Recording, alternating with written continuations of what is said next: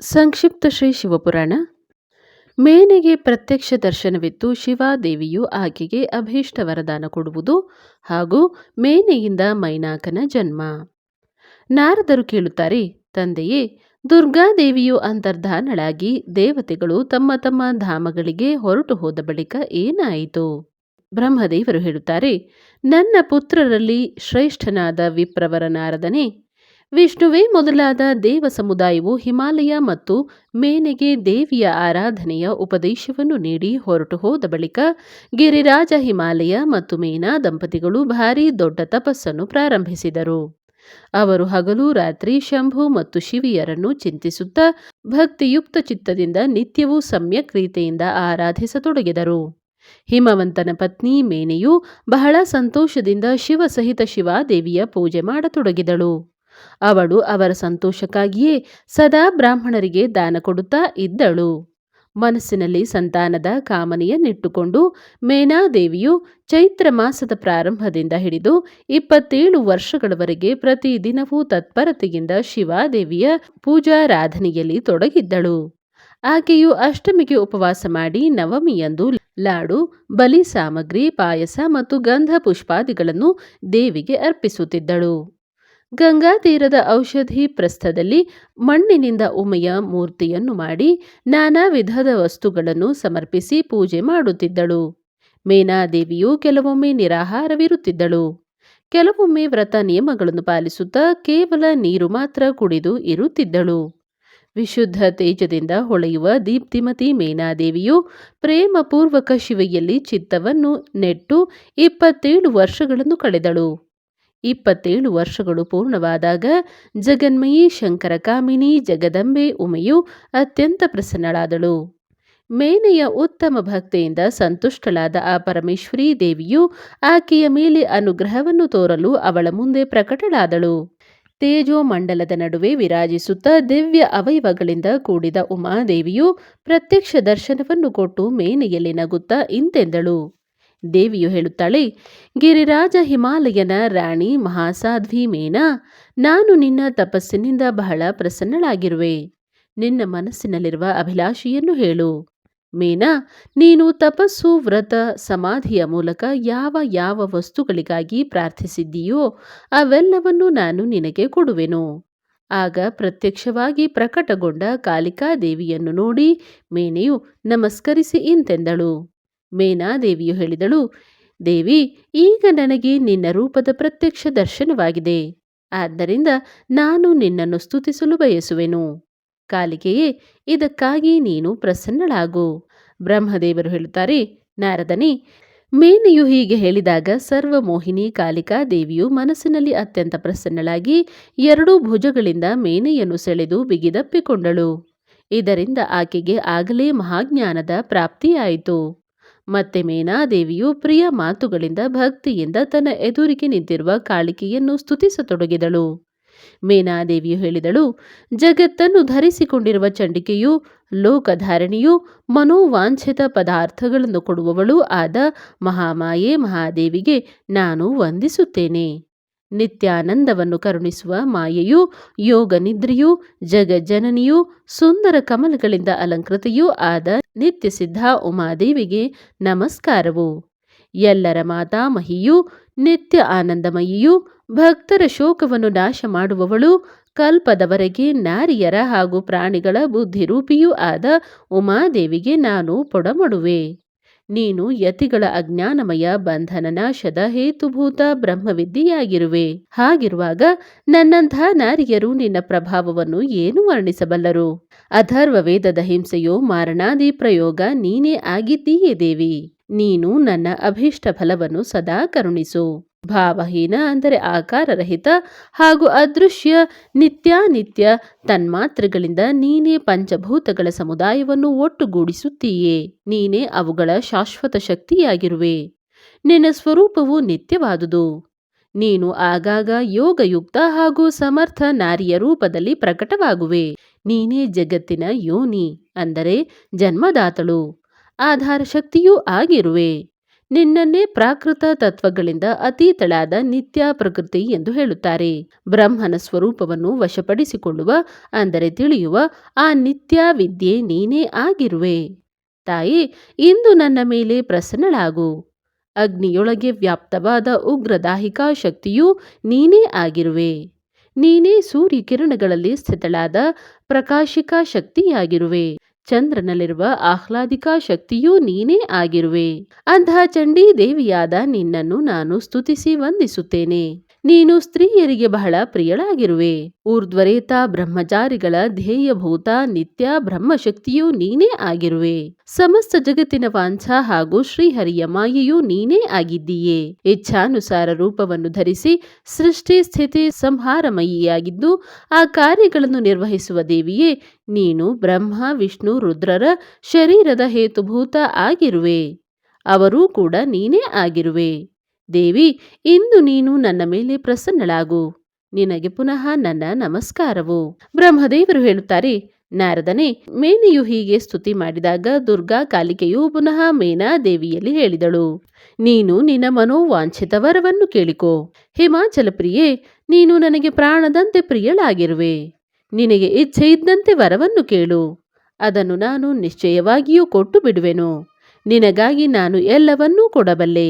ಮಹೇಶ್ವರಿ ಉಮೆಯ ಈ ಅಮೃತಕ್ಕೆ ಸಮಾನ ಮಧುರ ವಚನವನ್ನು ಕೇಳಿ ಹಿಮಗಿರಿ ಕಾಮಿನಿ ಮೇನೆಯು ಬಹಳ ಸಂತುಷ್ಟಳಾದಳು ಹಾಗೂ ಈ ಪ್ರಕಾರ ನುಡಿದಳು, ಶಿವೆ, ನಿನಗೆ ಜಯವಾಗಲಿ, ಜಯವಾಗಲಿ.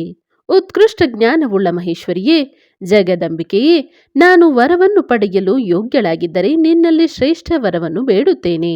ಜಗದಂಬೆಯೇ, ಮೊದಲಿಗೆ ನನಗೆ 100 ಪುತ್ರರಾಗಲಿ. ಅವರೆಲ್ಲರಿಗೂ ದೀರ್ಘವಾದ ಆಯಸ್ಸು ಉಂಟಾಗಲಿ. ಅವರು ಬಲ ಪರಾಕ್ರಮಗಳಿಂದ ಯುಕ್ತರಾಗಿ ವೃದ್ಧಿ ಸಿದ್ಧಿಗಳಿಂದ ಸಂಪನ್ನರಾಗಲಿ. ಆ ಪುತ್ರರ ಬಳಿಕ ನನಗೆ ಒಂದು ಪುತ್ರಿಯಾಗಲಿ. ಅವಳು ಸ್ವರೂಪ ಗುಣಗಳಿಂದ ಸುಶೋಭಿತಳಾಗಿರಬೇಕು. ಅವಳು 2 ಕುಲಗಳಿಗೆ ಆನಂದವನ್ನು ಕೊಡುವವಳು, 3 ಲೋಕಗಳಲ್ಲಿಯೂ ಪೂಜಿತವಾಗಲಿ. ಜಗದಂಬಿಕೆ, ಶಿವೆ, ನೀನೇ ದೇವತೆಗಳ ಕಾರ್ಯವನ್ನು ಸಿದ್ಧಗೊಳಿಸಲು ನನ್ನ ಪುತ್ರಿಯಾಗಿ ರುದ್ರದೇವರ ಪತ್ನಿಯಾಗು ಹಾಗೂ ಅದಕ್ಕನುಸಾರ ಲೀಲೆಯನ್ನು ನಡೆಸು.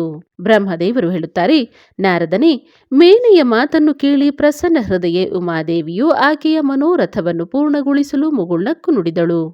ದೇವಿಯು ಹೇಳಿದಳು, ಮೊದಲಿಗೆ ನಿನಗೆ 100 ಬಲಿಷ್ಠರಾದ ಪುತ್ರರಾಗುವರು. ಅವರಲ್ಲಿ ಮೊದಲಿಗೆ ಹುಟ್ಟುವ ಒಬ್ಬನು ಎಲ್ಲರಿಗಿಂತ ಹೆಚ್ಚು ಬಲಿಷ್ಠನೂ ಪ್ರಧಾನನೂ ಆಗುವನು. ನಿನ್ನ ಭಕ್ತಿಯಿಂದ ಸಂತುಷ್ಟಳಾಗಿ ನಾನು ಸ್ವತಃ ನಿನ್ನಲ್ಲಿ ಪುತ್ರಿಯಾಗಿ ಅವತರಿಸುವೆನು ಹಾಗೂ ಸಮಸ್ತ ದೇವತೆಗಳಿಂದ ಸೇವಿತಳಾಗಿ ಅವರ ಕಾರ್ಯ ಸಿದ್ಧಗೊಳಿಸುವೆನು. ಹೀಗೆ ಹೇಳಿ ಜಗದ್ಧಾತ್ರಿ ಪರಮೇಶ್ವರಿ ಕಾಲಿಕಾ ಶಿವೆಯು ಮೇನಾಳು ನೋಡುತ್ತಾ ಅಲ್ಲೇ ಅದೃಶ್ಯಳಾದಳು. ಅಯ್ಯ, ಮಹೇಶ್ವರಿಯಿಂದ ಅಭೀಷ್ಟ ವರವನ್ನು ಪಡೆದು ಮೇನಕೆಗೂ ಅಪಾರ ಹರ್ಷವಾಯಿತು. ಆಕೆಯ ತಪಸ್ಸಿನಿಂದಾದ ಎಲ್ಲ ಕ್ಲೇಶಗಳು ನಾಶವಾಯಿತು. ಮುನಿಯೇ, ಮತ್ತೆ ಕಾಲಕ್ರಮದಲ್ಲಿ ಮೇನಾದೇವಿಯು ಗರ್ಭವತಿಯಾದಳು ಹಾಗೂ ದಿನೇ ದಿನೇ ಗರ್ಭವು ಬೆಳೆಯತೊಡಗಿತು. ಸಮಯಕ್ಕೆ ಸರಿಯಾಗಿ ಅವಳಿಗೆ ಓರ್ವ ಉತ್ತಮ ಪುತ್ರ ಹುಟ್ಟಿದನು. ಅವನ ಹೆಸರು ಮೈನಾಕವೆಂದಿತ್ತು. ಅವನು ಸಮುದ್ರದೊಂದಿಗೆ ಉತ್ತಮ ಮೈತ್ರಿಯನ್ನು ಬೆಳೆಸಿದನು. ಆ ಅದ್ಭುತ ಪರ್ವತವು ನಾಗವಧುಗಳ ಉಪಭೋಗ ಸ್ಥಳವಾಯಿತು. ಅದರ ಸಮಸ್ತ ಅಂಗಗಳು ಶ್ರೇಷ್ಠವಾಗಿದ್ದವು. ಹಿಮಾಲಯನ 100 ಪುತ್ರರಲ್ಲಿ ಅವನು ಎಲ್ಲರಿಂದ ಶ್ರೇಷ್ಠನು, ಮಹಾನ್ ಬಲ ಪರಾಕ್ರಮದಿಂದ ಸಂಪನ್ನನೂ ಆಗಿರುವನು. ತನ್ನಿಂದ ಮೊದಲು ಅಥವಾ ತನ್ನ ಬಳಿಕ ಪ್ರಕಟವಾದ ಸಮಸ್ತ ಪರ್ವತಗಳಲ್ಲಿ ಮೈನಾಕವು ಏಕಮಾತ್ರ ಪರ್ವತರಾಜನಾಗಿ ಪ್ರತಿಷ್ಠಿತವಾಯಿತು. ಉಮಾದೇವಿಯು ಹಿಮವಂತನ ಹೃದಯದಲ್ಲಿ ಹಾಗೂ ಮೇನೆಯ ಗರ್ಭದಲ್ಲಿ ಪ್ರವೇಶ, ಗರ್ಭಸ್ಥಾ ದೇವಿಯನ್ನು ದೇವತೆಗಳು ಸ್ತುತಿಸುವುದು, ಆಕೆಯು ದಿವ್ಯ ರೂಪದಿಂದ ಪ್ರಾದುರ್ಭವಿಸುವುದು, ತಾಯಿ ಮೇನೆಯೊಡನೆ ಮಾತುಕತೆ ಹಾಗೂ ನವಜಾತ ಕನ್ಯೆಯ ರೂಪದಲ್ಲಿ ಪರಿವರ್ತಿತವಾಗುವುದು. ಬ್ರಹ್ಮದೇವರು ಹೇಳುತ್ತಾರೆ, ನಾರದನೇ, ಅನಂತರ ಮೇನಾ ಮತ್ತು ಹಿಮವಂತನು ಆದರದಿಂದ ದೇವಕಾರ್ಯದ ಸಿದ್ಧಿಗಾಗಿ ಕನ್ಯಾ ಪ್ರಾಪ್ತಿಯ ಉದ್ದೇಶದಿಂದ ಪ್ರಸನ್ನಳಾದಾಗ ಸಮಸ್ತ ಅಭೀಷ್ಟ ವಸ್ತುಗಳನ್ನು ಕೊಡುವ ಜಗಜ್ಜನನಿ ಭಗವತಿ ಉಮೆಯನ್ನು ಚಿಂತಿಸತೊಡಗಿದರು. ಆ ಮಹೇಶ್ವರಿ ಉಮೆಯು ತನ್ನ ಪೂರ್ಣ ಅಂಶದಿಂದ ಗಿರಿರಾಜ ಹಿಮವಂತನ ಚಿತ್ತದಲ್ಲಿ ಪ್ರವಿಷ್ಟಳಾದಳು. ಇದರಿಂದ ಅವನ ಶರೀರದಲ್ಲಿ ಅಪೂರ್ವ ಸುಂದರ ಪ್ರಭೆಯು ಕಂಡುಬಂತು. ಅವನು ಆನಂದಮಗ್ನನಾಗಿ ಅತ್ಯಂತ ಪ್ರಕಾಶಿತನಾದನು. ಆ ಅದ್ಭುತ ತೇಜೋ ರಾಶಿಯಿಂದ ಸಂಪನ್ನನಾದ ಮಹಾನುಭಾವ ಹಿಮಾಲಯನು ಅಗ್ನಿಯಂತೆ ಪ್ರಭಾವಶಾಲಿಯಾಗಿದ್ದನು. ಅನಂತರ ಸುಂದರ ಕಲ್ಯಾಣಕಾರಿ ಸಮಯದಲ್ಲಿ ಗಿರಿರಾಜ ಹಿಮಾಲಯನು ತನ್ನ ಪ್ರಿಯೆ ಮೇನೆಯ ಉದರದಲ್ಲಿ ಶಿವೆಯ ಆ ಪರಿಪೂರ್ಣ ಅಂಶವನ್ನು ಸ್ಥಾಪಿಸಿದನು. ಹೀಗೆ ಗಿರಿರಾಜ ಪತ್ನಿ ಮೇನಾದೇವಿಯು ಹಿಮವಂತನ ಹೃದಯದಲ್ಲಿ ವಿರಾಜಮಾನ ಕರುಣಾನಿಧಾನ ದೇವಿಯ ಕೃಪೆಯಿಂದ ಸುಖದಾಯಕ ಗರ್ಭವನ್ನು ಧರಿಸಿದಳು.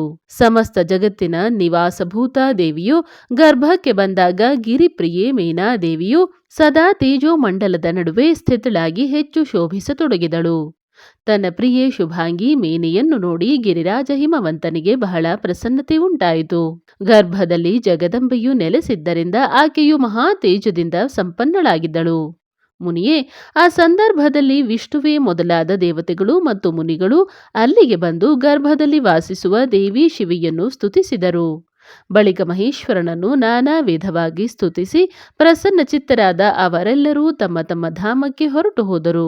9 ತಿಂಗಳು ಕಳೆದು 10ನೆಯ ತಿಂಗಳು ತುಂಬುತ್ತಿರುವಾಗ ಜಗದಂಬೆ ಕಾಳಿಕೆಯು ಸಮಯ ಪೂರ್ಣವಾದಾಗ ಗರ್ಭಸ್ಥ ಶಿಶುವಿನ ಗತಿಯನ್ನು ಧರಿಸಿದಳು, ಅರ್ಥಾತ್ ಜನ್ಮಕ್ಕೆ ಬಂದಳು. ಆ ಸಂದರ್ಭದಲ್ಲಿ ಆದ್ಯಾಶಕ್ತಿ ಸತಿ ಸಾಧ್ವಿ ಶಿವೆಯು ಮೊದಲಿಗೆ ಮೇನೆಯ ಎದುರಲ್ಲಿ ತನ್ನದೇ ರೂಪದಿಂದ ಪ್ರಕಟಳಾದಳು. ವಸಂತ ಋತುವಿನ ಚೈತ್ರದ ನವಮಿ ತಿಥಿಯಲ್ಲಿ ಮೃಗಶಿರ ನಕ್ಷತ್ರದಂದು ಮಧ್ಯರಾತ್ರಿಯ ಸಮಯದಲ್ಲಿ ಚಂದ್ರಮಂಡಲದಲ್ಲಿ ಆಕಾಶಗಂಗೆಯಂತೆ ಮೇನಕೆಯ ಉದರದಿಂದ ದೇವಿ ಶಿವೆಯು ತನ್ನ ಸ್ವರೂಪದಲ್ಲೇ ಪ್ರಾದುರ್ಭವಿಸಿದಳು. ಆಗ ಸಂಪೂರ್ಣ ಜಗತ್ತಿನಲ್ಲಿ ಪ್ರಸನ್ನತೆ ಹರಡಿ ಹೋಯಿತು. ಅನುಕೂಲ ಸುಂದರ ಸುಗಂಧಿತ ಗಂಭೀರ ಗಾಳಿಯು ಬೀಸತೊಡಗಿತು. ಆ ಸಮಯದಲ್ಲಿ ನೀರಿನ ಮಳೆಯೊಂದಿಗೆ ಹೂವಿನ ಮಳೆಯೂ ಸುರಿಯಿತು. ವಿಷ್ಣುವೇ ಮೊದಲಾದ ದೇವತೆಗಳು ಅಲ್ಲಿಗೆ ಬಂದರು. ಎಲ್ಲರೂ ಸುಖಿಗಳಾಗಿ ಪ್ರಸನ್ನತೆಯಿಂದ ಜಗದಂಬಿಕೆಯ ದರ್ಶನ ಮಾಡಿ ಶಿವಲೋಕದಲ್ಲಿ ವಾಸಿಸುವ ದಿವ್ಯ ರೂಪೆ ಮಹಾಮಾಯ ಶಿವಕಾಮಿನಿ ಮಂಗಲಮಯಿ ಕಾಳಿಕಾ ಮಾತೆಯನ್ನು ಸ್ತೋತ್ರ ಮಾಡಿದರು. ನಾರದನೇ, ದೇವತೆಗಳು ಸ್ತುತಿಸಿ ಹೋದ ಬಳಿಕ ಮೇನಾದೇವಿಯು ಆಗ ಪ್ರಕಟಗೊಂಡ ನೀಲ ಕಮಲದಳದಂತೆ ಕಾಂತಿಯುಳ್ಳ ಶ್ಯಾಮಲೇ ದೇವಿಯನ್ನು ನೋಡಿ ಅತಿಶಯ ಆನಂದವನ್ನು ಅನುಭವಿಸತೊಡಗಿದಳು. ದೇವಿಯ ಆ ದಿವ್ಯ ರೂಪವನ್ನು ದರ್ಶಿಸಿ ಗಿರಿಪ್ರಿಯೆ ಮೇನೆಗೆ ಜ್ಞಾನ ಪ್ರಾಪ್ತವಾಯಿತು. ಆಕೆಯು ಅವಳನ್ನು ಪರಮೇಶ್ವರಿ ಎಂದು ತಿಳಿದು ಅತ್ಯಂತ ಹರ್ಷದಿಂದ ಉಲ್ಲಸಿತಳಾಗಿ ಸಂತೋಷದಿಂದ ನುಡಿದಳು. ಮೇನಾದೇವಿಯು ಹೇಳುತ್ತಾಳೆ, ಜಗದಂಬೆ ಮಹೇಶ್ವರಿ, ನನ್ನ ಮುಂದೆ ಪ್ರಕಟಳಾಗಿ ನೀನು ಮಹತ್ ಕೃಪೆಯನ್ನು ಮಾಡಿದೆ. ಅಂಬಿಕೆ, ನಿನ್ನ ಶೋಭೆಯು ಅದ್ವಿತೀಯವಾಗಿದೆ. ಶಿವೆ, ನೀನು ಸಮಸ್ತ ಶಕ್ತಿಗಳಲ್ಲಿ ಆದ್ಯಾಶಕ್ತಿಯಾಗಿದ್ದು 3 ಲೋಕಗಳ ಜನನಿಯಾಗಿರುವೆ. ದೇವಿ, ನೀನು ಭಗವಾನ್ ಶಿವನಿಗೆ ಸದಾ ಪ್ರಿಯಳಾಗಿದ್ದು ಸಂಪೂರ್ಣ ದೇವತೆಗಳಿಂದ ಪ್ರಶಂಸಿತ ಪರಾಶಕ್ತಿಯಾಗಿರುವೆ. ಮಹೇಶ್ವರಿ, ನೀನು ಕೃಪೆ ಮಾಡಿ ಇದೇ ರೂಪದಿಂದ ನನ್ನ ಧ್ಯಾನದಲ್ಲಿ ಸ್ಥಿತಳಾಗು. ಜೊತೆಗೆ ನನ್ನ ಪುತ್ರಿಯ ರೂಪಕ್ಕನುಸಾರ ಪ್ರತ್ಯಕ್ಷ ದರ್ಶನೀಯ ರೂಪವನ್ನು ಧರಿಸು. ಬ್ರಹ್ಮದೇವರು ಹೇಳುತ್ತಾರೆ, ನಾರದನೇ, ಪರ್ವತ ಪತ್ನಿ ಮೇನಿಯ ಈ ಮಾತನ್ನು ಕೇಳಿ ಅತ್ಯಂತ ಪ್ರಸನ್ನಳಾದ ಶಿವಾದೇವಿಯು ಆ ಗಿರಿಪ್ರಿಯೆಗೆ ಹೀಗೆ ಉತ್ತರಿಸಿದಳು.